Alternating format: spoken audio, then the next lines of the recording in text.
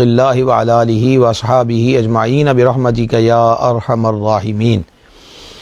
گرامی قدر حضرات، یہ ماہ مبارک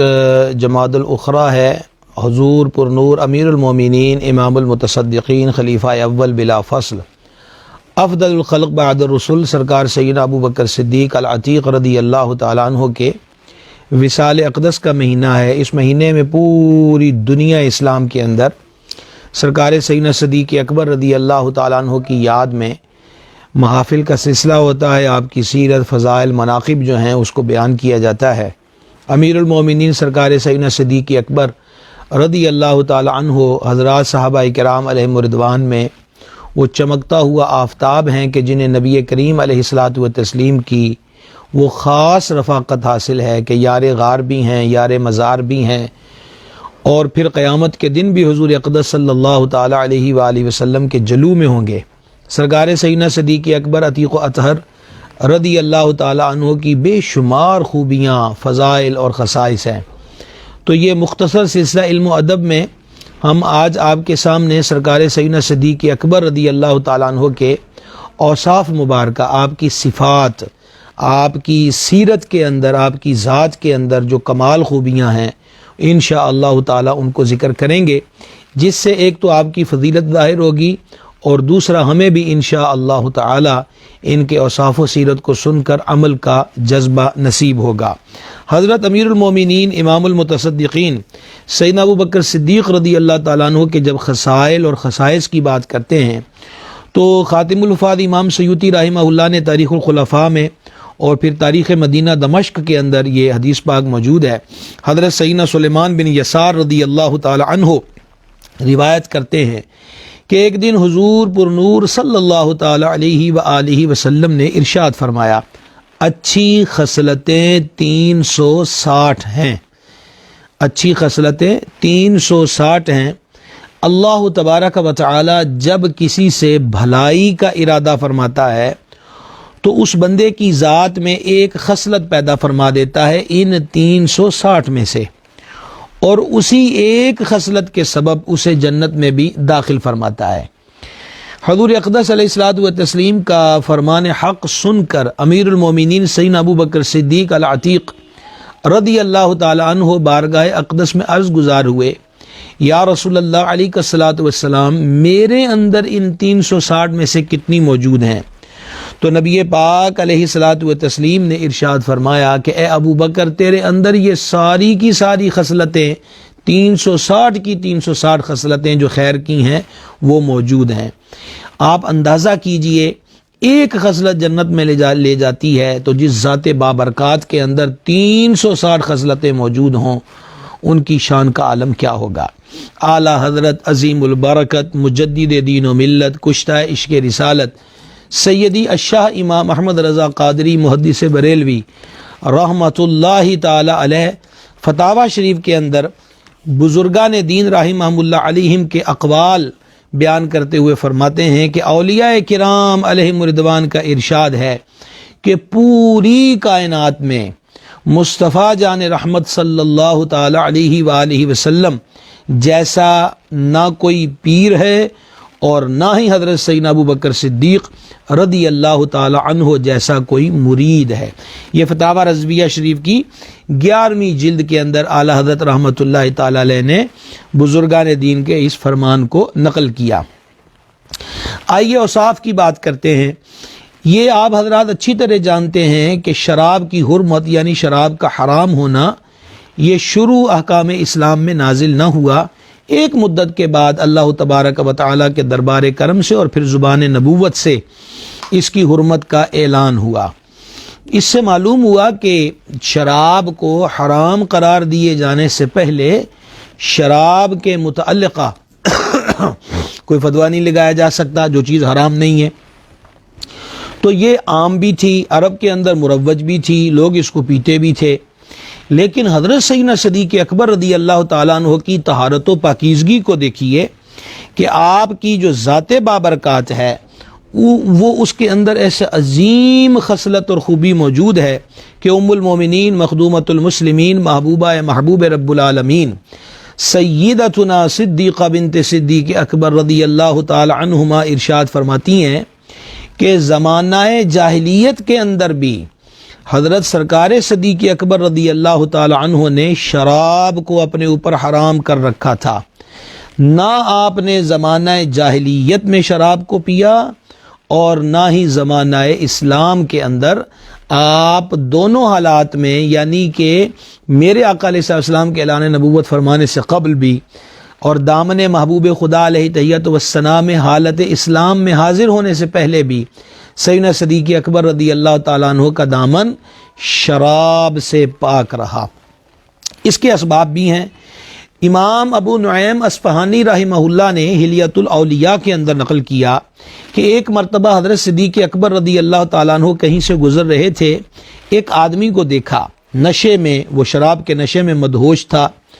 اور وہ گندگی میں اپنا ہاتھ ڈالتا تھا اور اس گندگی کو منہ کے قریب لاتا، لیکن جب اس کی بو، اس کی سمیل جو تھی، بدبو جو تھی، اس کو سونگھتا تو نفرت سے اس کو دور کر دیتا۔ سیدنا صدیق اکبر رضی اللہ تعالی عنہ نے ارشاد فرمایا، اس بندے کو معلوم ہی نہیں ہے کہ یہ کیا کر رہا ہے۔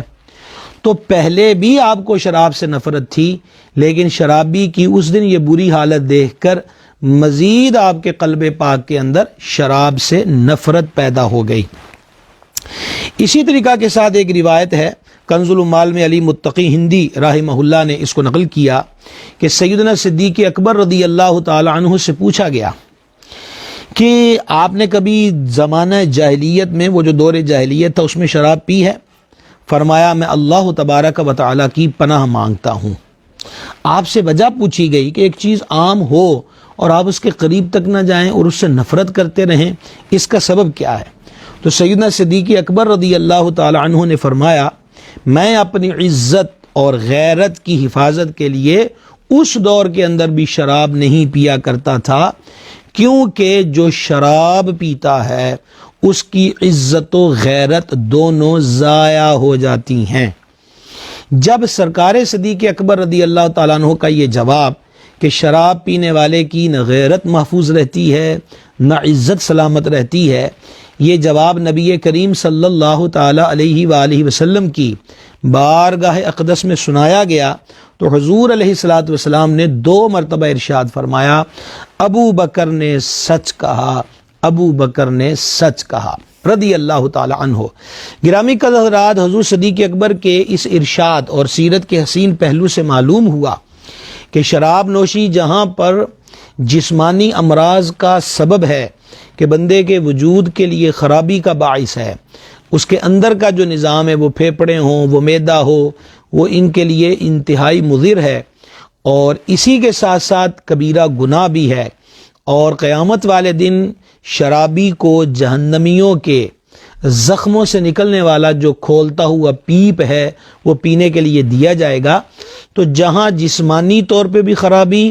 آخرت میں بھی عذاب کا سامنا، وہاں ایک یہ بات معلوم ہوئی معاشرتی طور پر کہ شراب پینے کی وجہ سے غیرت اور عزت دونوں سلامت نہیں رہتے۔ اچھا بھلا آدمی، قد آور، سوٹڈ بوٹڈ پرسنالٹی والا، وہ دنیا کے اندر پھرا رہا ہو، کسی سے سلام لے، سلام کا جواب ملتا ہے، لیکن وہی بندہ شراب پیتا ہے تو اس عقل میں فتور آ جاتا ہے، سیاہ سفید کی تمیز ختم ہو جاتی ہے۔ اور یہ مناظر ہم نے اپنی آنکھوں سے دیکھے، آپ لوگوں کے سامنے بھی یہ باتیں عام ہوگی۔ سوشل میڈیا پہ اس قسم کے کلپس جو ہیں وہ عموماً شائع ہوتے رہتے ہیں، وائرل ہوتے رہتے ہیں کہ شراب کے نشے میں دھت ہے، ادھر ہاتھ مار رہا ہے، ادھر گر رہا ہے، کوئی نالی میں گر رہا ہے، لوگ اس پہ ہنس رہے ہیں، اس کا مذاق اڑا رہے ہیں۔ تو ایک اچھا بھلا آدمی جس کی معاشرے کے اندر عزت بھی ہو، یا جس کو پہلے سے لوگ نہ جانتے ہوں لیکن اس کے قد و قامت کو دیکھ کر اور اس کے حال حلیے کو دیکھ کر اس کے معترف ہو رہے ہوں، ایسی صورت میں وہی شخص شراب پی کر نالیوں میں گر پڑ رہا ہو یا مار دھاڑ کر رہا ہو، نشے کی حالت میں گاڑی چلا کے گاڑی کہیں پر گھسا دی، اور مطلب یہ ہے کہ اس سے پھر کہیں ہوائی فائرنگ کر دی، تو یہ اس کو ام الخبائث کہا گیا ہے، یعنی کہ یہ گناہوں کی ماں فرمایا گیا ہے، برائیوں کی ماں فرمایا گیا ہے شراب کو۔ تو حضور صدیق اکبر رضی اللہ تعالیٰ عنہ کی سیرت طیبہ سے ہمیں یہ چیز معلوم ہوتی ہے کہ عزت و غیرت کی حفاظت کے لیے بھی ایک تو واضح چیز اللہ رسول نے حرام قرار دے دیا، اور مسلمان کا یہی حق ہے کہ گردن کو جھکا دے اور سمعنا واطعنا کہے، اور اس کے ساتھ ساتھ حضور صدیق پاک کی بارگاہ سے ہمیں یہ درس ملتا ہے کہ عزت اور غیرت کی حفاظت چاہیے تو شراب کی لعنت سے اپنے آپ کو محفوظ رکھا جائے، اپنے آپ کو دور رکھا جائے۔ دوسرے نمبر پر عرب معاشرے کے اندر بالخصوص کیونکہ وہ قادر الکلام تھے، صاحب زبان تھے، آنے واحد کے اندر غزلوں کی غزلیں لکھ ڈالتے تھے، ان شعراء میں سے ایسے لوگ بھی تھے جو بے ہدہ اشعار کہتے تھے، جس کے اندر فحش کلامی پائی جاتی تھی، بے ہدگی پائی جاتی تھی۔ حضرت سرکار صدیق اکبر رضی اللہ تعالی عنہ کی جو ذات پاک ہے، وہ دور جاہلیت کے اندر بھی بے ہدہ اشعار کہنے سے بھی پاک تھی۔ چنانچہ ام المومنین مخدومۃ المسلمین سیدتنا صدیقہ رضی اللہ تعالی عنہ روایت کرتی ہیں، اللہ تعالی کی قسم، حضرت سیدنا ابو بکر صدیق رضی اللہ تعالی عنہ نے زمانہ جاہلیت اور زمانہ اسلام دونوں میں کبھی بھی کوئی بے ہدہ شعر نہیں کہا،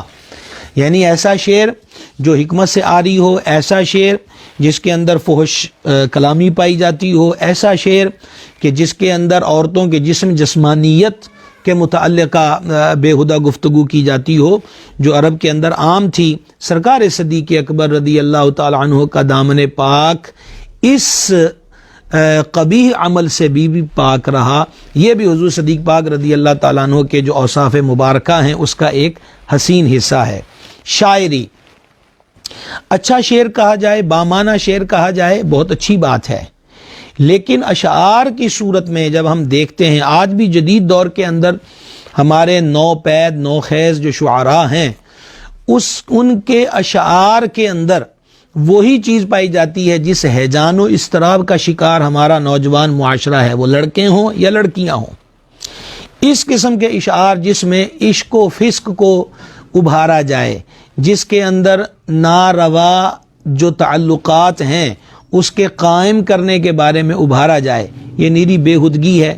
اشعار کسی نے لکھنے بھی ہوں تو ایسے جو معاشرے کے اندر انقلاب پیدا کریں، جیسے شاعر مشرق علامہ محمد اقبال کی شاعری ہے، قوت عشق سے ہر پست کو بالا کر دے، دہر میں اسم محمد سے اجالا کر دے، صلی اللہ تعالی علیہ وآلہ وسلم۔ تو سرکار صدیق پاک رضی اللہ تعالیٰ عنہ کی سیرت پاک سے یہ بات معلوم ہوتی ہے کہ اگر کسی کو شعر کہنے کا ملکہ حاصل ہے یا شعر کہنے کا شوق ہے تو وہ شاعری کا رخ جو ہے بہتر رکھے، زمانہ سازی، لوگوں کے اندر فکر و شعور، بیداری شعور، اس معاملے کے ایسے اشعار کہے جو زمانے کے شعور کو بیدار کر دیں، اصلاح کی راہ کو ہموار کر دیں۔ دیکھیں بڑا مزاحیہ مزاح پر مبنی بھی اشعار لکھے اکبر الہ آبادی نے، اس کے کلام کے اندر بھی بڑے بڑے شعر ایسے ہیں جو بندے کو عبرت دلاتے ہیں۔ مثلا الہ آبادی نے کہا تھا کہ سیٹھ جی کو فکر تھی ایک ایک کے 10 کیجئے، موت آئی بولی صاحب جان واپس کیجئے۔ اچھا، پھر یہ ہے کہ اشعار کی شعر کہنے کا جو رخ ہے وہ حضور اقدس صلی اللہ تعالی علیہ وسلم کی ذات بابرکات کی طرف موڑا جائے، لیکن یہاں اعلیٰ حضرت عظیم البرکت رحمۃ اللہ تعالی علیہ کا فرمان ہے، اس کا مفہوم پیش کر رہا ہوں کہ امام عاشقاں مجدد دوراں ارشاد فرماتے ہیں، تلوار کی دھار پہ چلنا آسان ہے لیکن نعت اقدس کہنا مشکل ہے۔ تھوڑا سا آگے بڑھے الوہیت میں گئے اور تھوڑا نیچے آئے تو گستاخی اور بے ادبی کے اندر چلے گئے۔ اور اعلیٰ حضرت عظیم البرکت رحمۃ اللہ علیہ نعت یا شاعری کے لیے ایک اسلوب اور اپنی ذات کا حوالہ دیتے ہیں کہ میں نے نعت قرآن اور حدیث سے سیکھی ہے۔ تو اس لیے اگر کوئی نعتیہ کلام لکھتے ہیں، بے شمار ہمارے موجودہ شعراء بھی ہیں جن کے کلام کے اندر بے ادبی کے پہلو بھی پائے جاتے ہیں، بعض جگہ گستاخی کے پہلو بھی پائے جاتے ہیں، بعض الفاظ ایسے ہوتے ہیں جو جان عالم صلی اللہ تعالی علیہ وسلم کی شان اقدس کے لائق نہیں ہوتے۔ تو اس کے لیے علماء حق کی صحبت اور ان سے اصلاح جو ہے وہ لینا ازحد ضروری ہے۔ آگے بڑھتے ہیں، سرکار سیدنا صدیق اکبر رضی اللہ تعالیٰ عنہ کی سیرت کا ایک اور حسین پہلو، اور وہ ہے عاجزی اور انکساری۔ عاجزی اور انکساری یہ وہ وصف ہے کہ اللہ تبارک و تعالیٰ کے ہاں بہت زیادہ پسندیدہ ہے۔ حدیث شریف کا مفہوم ہے جو بندہ اللہ تبارک و تعالیٰ کے لیے عاجزی کرتا ہے، انکساری کرتا ہے، اللہ تبارک و تعالیٰ اس کی شان اور درجوں کو بلندی بخش دیتا ہے۔ یہ میں نے آپ کو حدیث پاک کا مفہوم اور خلاصہ پیش کیا ہے۔ حضرت سرکار صدیق اکبر رضی اللہ تعالیٰ عنہ کی ذات کے اندر بھی انکساری کا پہلو نمایاں تھا، عاجزی اور انکساری کی صفت سے متصف تھے، اور انکساری والی جو صفت ہے وہ آپ کے اوصاف حسنہ کا ایک بہترین حصہ تھی۔ اس کی ایک مثال لیجئے، سرکار سیدنا صدیق اکبر رضی اللہ تعالی عنہ کے بارے میں حضرت سیدتنا انیسہ رضی اللہ تعالی عنہا ارشاد فرماتی ہیں کہ سیدنا صدیق اکبر رضی اللہ تعالی عنہ خلیفہ بننے سے پہلے 3 سال پہلے بھی ہمارے محلے میں رہتے تھے، تو محلے کے اندر چھوٹی چھوٹی بچیاں بکریوں کو ہانک کر لے آتی سیدنا صدیق اکبر رضی اللہ تعالیٰ عنہ کی خدمت میں، اور روایت کے سیاق و سباق سے معلوم ہوتا ہے کہ ان بچیوں کی عمریں اس شعور کی بھی نہیں تھیں کہ وہ خود اپنے ہاتھوں سے بکریوں کا دودھ دھو سکیں، تو وہ چھوٹی چھوٹی بچیاں گاہے بگاہے اپنی بکریوں کو لے کر سرکار صدیق اکبر عتیق و اطہر رضی اللہ تعالی عنہ کی خدمت میں حاضر ہو جاتی اور آپ سے عرض کرتی، تو سرکار صدیق پاک رضی اللہ تعالیٰ عنہ خندہ پیشانی کے ساتھ ان بچیوں کی عرض کو قبول کرتے اور اپنے مبارک ہاتھوں سے بکریاں وہ جو لے کر آتی ان کا دودھ دو دیا کرتے تھے۔ اب یہ ہوا کہ حضرت سرکار صدیق اکبر رضی اللہ تعالی عنہ مسند خلافت پر رونق افروز ہوئے۔ اب بچے ہوتے ہیں، تو بعض بچیوں نے سرکار صدیق اکبر رضی اللہ تعالیٰ عنہ سے عرض کیا کہ اب تو آپ امیر المومنین ہیں، آپ خلیفہ ہیں، آپ کے پاس اتنا بڑا عہدہ ہے، تو اب تو آپ ہمارے بکریوں کا دودھ دو کر ہمیں نہیں دیا کریں گے۔ تو حضرت امیر المومنین رضی اللہ تعالیٰ عنہ نے اس بار بھی انہیں مسکرا کے جواب دیا کہ اللہ تبارک و تعالیٰ نے مجھے مسند خلافت سے سرفراز فرمایا ہے، تو اس کا مطلب یہ نہیں ہے کہ میں تمہیں تمہاری بکریوں کا دودھ دھو کر نہیں دیا کروں گا۔ چنانچہ مسند خلافت پر رونق افروز ہونے کے بعد بھی حضرت صدیق اکبر رضی اللہ تعالی عنہ چھوٹے چھوٹے بچوں کی خواہش کو پورا کرتے اور مبارک ہاتھوں سے بکریوں کا دودھ دو دیا کرتے تھے۔ صرف یہی نہیں بلکہ حضرت سرکار صدیق اکبر رضی اللہ تعالیٰ عنہ کی عاجزی و انکساری کا ایک واقعہ حضرت سیدنا امام مالک رضی اللہ تعالیٰ عنہ نے موطا شریف کے اندر لکھا ہے کہ حضرت سیدنا یحییٰ بن سعید رضی اللہ تعالیٰ عنہ روایت کرتے ہیں کہ حضرت امیر المومنین صدیق اکبر رضی اللہ تعالیٰ عنہ نے ملک شام کی طرف جو لشکر بھیجے ان میں حضرت سیدنا یزید بن سفیان رضی اللہ تعالیٰ عنہ کا لشکر بھی تھا۔ انہیں ملک شام کے چوتھائی حصے کا امیر مقرر کیا گیا تھا، اور جب سرکار صدیق پاک رضی اللہ تعالی عنہ نے ان کو روانہ کیا تو آپ انہیں چھوڑنے کے لیے ان کے ساتھ پیدل چلتے رہے۔ خلیفہ وقت امیر المومنین اپنے مقرر کردہ نمائندے کو رخصت کرنے کے لیے وہ سواری پر سوار ہیں اور یہ پیدل ان کے ساتھ چل رہے ہیں۔ تو سیدنا یزید بن ابو سفیان رضی اللہ تعالی عنہ نے عرض کیا، اما ان ترکبا و اما ان انزلا، اے حبیب خدا علیہ تحیت و ثنا کے خلیفہ انور، یا تو آپ سوار ہو جائیں یا میں اپنے گھوڑے سے اتر جاتا ہوں۔ ظاہری بات ہے بزرگوں کا احترام اور تعظیم یہ اسلام کا حصہ ہے۔ نبی پاک علیہ الصلوۃ والسلام نے فرمایا، حدیث پاک کا مفہوم ہے، جو ہمارے بڑوں کا ادب نہ کرے اور ہمارے چھوٹوں پہ رحم نہ کرے، شفقت نہ کرے، وہ ہم میں سے نہیں، یعنی وہ ہمارے طریقے پر نہیں ہے۔ بڑوں کا ادب و احترام ہمارے دین اسلام نے سکھایا ہے، اور بڑے افسوس کے ساتھ کہنا پڑتا ہے کہ دنیاوی معمولات اور امور کے اندر ترقی ترقی آسمان کو چھوتی ہوئی نظر آتی ہے، لیکن بڑوں کا جو ادب و احترام تھا، بزرگوں کا ادب و احترام تھا، خصوصاً ماں باپ کا ادب و احترام، بڑے بوڑھوں کا ادب و احترام، وہ نئی پیڑھیوں کے اندر مفقود ہوتا چلا جا رہا ہے۔ اور ہمیں اس دور کے اندر ہر ایک کی ذمہ داری ہے، اسکول کے اساتذہ کی، مدارس کے اساتذہ کی، کہ وہ بچوں کو ادب آداب کے جو معاملات ہیں وہ اپنے اپنے پیریڈوں کے اندر سکھانے اور سمجھانے کی کوشش کریں کہ یہ نعمت جس قدر رخصت ہو گئی ہے بہت نقصان ہو رہا ہے، اور جتنی بچ گئی ہے اس کو بچا لیا جائے، اور یہ صرف اور صرف تعلیم اور تربیت کے ساتھ ہوگا۔ ماں باپ کو بھی چاہیے کہ اگر بچوں کو بڑوں کے سامنے بولتا ہوا دیکھیں تو انہیں ڈانٹ پلائیں اور انہیں پیار محبت کے ساتھ بھی سمجھائیں۔ بڑوں کی بات کو کاٹا نہیں جاتا، بڑوں کے ساتھ اونچے لہجے میں بات نہیں کی جاتی، یہ ساری باتیں ادب آداب کا حصہ ہیں، اور ہمیں کوشش کرنی چاہیے کہ ان تعلیمات کو عام کریں۔ بہرحال انہوں نے سرکار صدیق اکبر رضی اللہ تعالیٰ عنہ کی خدمت میں عرض کیا کہ حضور آپ پیدل چل رہے ہیں، میرے ساتھ ایک مخصوص جگہ تک چھوڑنے کے لیے تشریف لے جائیں گے، تو یا تو آپ سواری پر بیٹھ جائیں یا پھر میں بھی سواری سے اترتا ہوں اور آپ کے ساتھ وہاں تک پیدل چلتا ہوں۔ حضرت سرکار صدیق اکبر عتیق و اطہر رضی اللہ تعالیٰ عنہ نے سن کر فرمایا ما انت بنادل ولا انا براکب انی احتسب، پہلے کلمات کا مطلب یہ ہے، آپ نے ارشاد فرمایا نہ تو تم اپنے گھوڑے سے اترو گے اور نہ ہی میں سوار ہوں گا، انی احتسب خطایا ہذہ فی سبیل اللہ، میں تو اپنے ان قدموں کو راہ خدا میں شمار کرتا ہوں،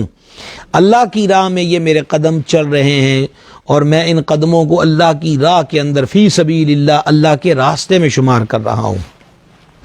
تو آپ نے اندازہ کیا کہ امیر المومنین ہیں، اتنے بڑے عہدے پہ رونق افروز ہیں، اپنے سے جونیئر کو سواری پر بٹھا کر کہاں تک رخصت کرنے کے لیے تشریف لے جاتے ہیں۔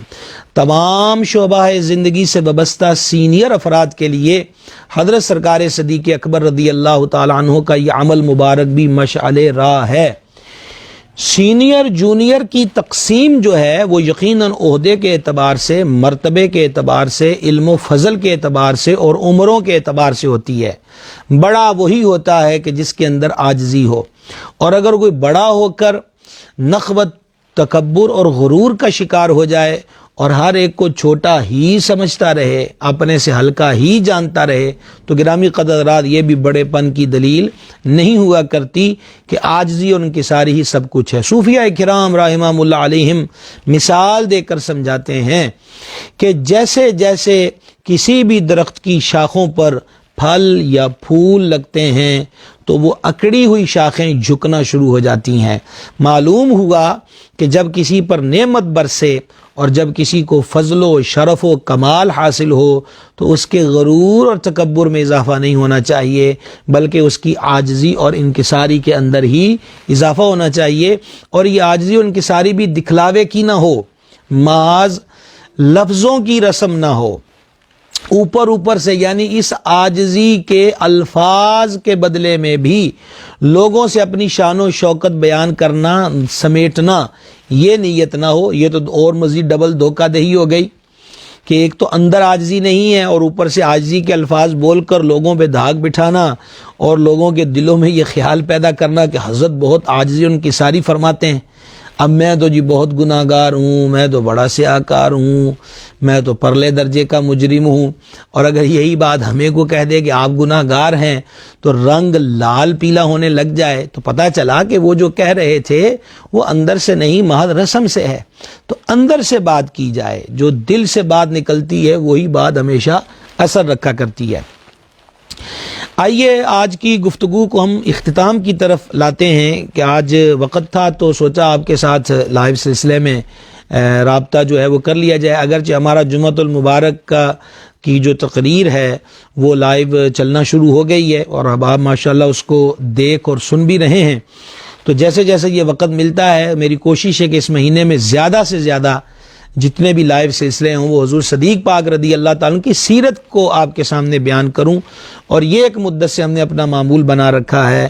کہ سیرت کو اجاگر کیا جائے، بزرگوں کی سیرتیں اپنانے کی آج کے معاشرے میں سب سے زیادہ ضرورت ہے۔ آئیے آپ کی عاجزی و سادگی کا ایک اور دل نشین واقعہ ذکر کرتے ہیں، اور آپ بھی اس کو توجہ کے ساتھ سماعت کیجئے گا۔ یہ امام علی متقی ہندی رحمہ اللہ نے کنز الامال کے اندر اس کو نقل کیا۔ امیر المومنین سرکار سیدنا عمر بن خطاب فاروق اعظم رضی اللہ تعالی عنہ کا معمول تھا کہ وہ رات کے وقت مدینۃ المنورہ میں ایک ضعیف العمر نابینا بی بی صاحبہ رہتی تھیں، آپ ان کے گھر کا کام کاج کر آتے تھے۔ یہ بات سنا رہا ہوں سیدنا فاروق اعظم رضی اللہ تعالیٰ عنہ کی۔ اس کام کاج میں کیا تھا کہ آپ ان کو پانی بھر کے دے آتے تھے، اور اس کے علاوہ ضروریات زندگی کی اشیاء فراہم کراتے تھے۔ ایک دن ایسا ہوا کہ حسب معمول آپ ان نابینا بی بی صاحبہ کے گھر تشریف لے گئے تو دیکھ کر حیران رہ گئے کہ ان کے گھر کے کام آپ کے جانے سے پہلے نمٹ چکے ہیں، کوئی اور یہ خدمت سر انجام دے چکا تھا۔ آپ کو بڑی تشویش ہوئی کہ ایسا کون ہے۔ ان بی بی صاحبہ سے بھی پوچھا کہ اماں آج آپ کے یہ پانی بھی کو بھر گیا ہے، اور باقی جو گھر کے کام ہوتے ہیں اس میں صفائی کا عمل بھی شامل تھا، تو یہ کون کر گیا ہے؟ تو انہوں نے عذر یہی بیان کیا کہ بیٹا میں تو نابینا ہوں، مجھے کیا خبر کہ گھر میں کون آیا ہے، اور میں تو یہی سمجھ رہی ہوں کہ عمر ہی آیا ہے رضی اللہ تعالیٰ عنہ۔ حضرت فاروق اعظم رضی اللہ تعالیٰ عنہ کو جستجو رہی۔ ایک بار آپ نے اس گلی میں سیدنا امیر المومنین صدیق اکبر رضی اللہ تعالیٰ عنہ کو جاتے دیکھا۔ حضرت فاروق اعظم رضی اللہ تعالیٰ عنہ آپ کے پیچھے ہو لیے، اور جب دیکھا کہ حضرت صدیق اکبر رضی اللہ عنہ سیدھے ان مائی صاحبہ کے جو نابینا بھی تھیں اور عمر رسیدہ بھی تھیں ان کے گھر رونق افروز ہو گئے ہیں، اور صدیق باغ پانی بھر کے بھی دے رہے ہیں اور گھر کے کام بھی کر رہے ہیں، تو سیدنا فاروق اعظم رضی اللہ تعالیٰ عنہ حیران ہو گئے کہ خلیفہ وقت ہو کر، امیر المومنین ہو کر، ان کو ایک بے یار و مددگار اور ایک حاجت مند بی بی صاحبہ کے گھر کی بھی فکر ہے۔ اور حضرت فاروق اعظم رضی اللہ تعالی عنہ نے اس موقع پر فرمایا کہ حضرت صدیق اکبر ہی تو ہیں جو مجھ سے نیکیوں میں سبقت لے جاتے ہیں۔ اور ایک اور مقام پر کچھ ایسے الفاظ بھی ملتے ہیں کہ آپ نے فرمایا کہ اے صدیق اکبر رضی اللہ تعالی عنہ، امور خیر کے اندر میں کبھی آپ سے سبقت نہیں لے جا سکتا۔ تو حضور صدیق پاک رضی اللہ تعالیٰ عنہ کی یہ سیرت کا حسین پہلو، اوصاف حسنہ کا یہ عظیم روشن مینار ہمارے سمجھنے کے لیے اور ہمارے کرنے کے لیے ہمیں بہت کچھ سمجھاتا بھی ہے اور بتاتا بھی ہے۔ اس معاشرے میں بڑے نادار بے یار و مددگار لوگ ہیں، خصوصاً ایسے لوگ بھی ہیں، ایسی بیویاں بھی ہیں جو بیوہ ہیں، بے اولاد بھی ہیں، شوہر کا سایہ سر سے اٹھ گیا اور کوئی ہیلپ کرنے والا نہیں۔ ایسے بوڑھے مرد حضرات بھی موجود ہیں کہ بچے شادیوں کے بعد اپنی اپنی موج مستی میں مصروف ہیں اور ان کا پرسان حال کوئی نہیں۔ تو اپنے عزیزوں میں یا گلی محلے میں ایسے افراد ہوں تو ہمیں خدمت کی سعادت پا ہی لینی چاہیے، جہاں تک اپنے آپ سے ممکن ہو، جہاں تک بن پڑے، مالی مدد کرنا، کھانے پینے کی چیزوں کو فراہم کرنا، سردی گرمی سے بچاؤ کے جو سلسلے ہیں ان کو اختیار کرنا۔ جیسے اب سردی ہے تو ہمارے گلی محلوں میں بہت سے لوگ ہوں گے کہ جن کے پاس سردی سے بچنے کے لیے جرسیاں سویٹر موجود نہ ہوں، رضائیاں کمبل لحاف موجود نہ ہوں، اور ایسے لوگوں کے لیے تو ہمیں گوگل پہ وزٹ کی ضرورت بھی نہیں ہے، یہ تو وہ افسانے ہیں جو گلی گلی عام ہیں۔ تو لہٰذا ایسے بے یار و مددگار لوگوں کی جو مدد ہے وہ یقیناً بندہ اپنی مدد کرتا ہے اصل میں، اور یہ اپنی مدد میں نے اس لیے کہا کہ یہ قبر اور حشر میں بہتری کے بڑے اسباب میں سے ایک سبب ہے۔ یہ چند اوصاف آج ہم نے آپ کے سامنے ذکر کیے، انشاءاللہ تعالی جلد ہی پھر آپ کی خدمت میں براہ راست سلسلہ علم و ادب میں حاضر ہوں گے، اور سرکار امیر المومنین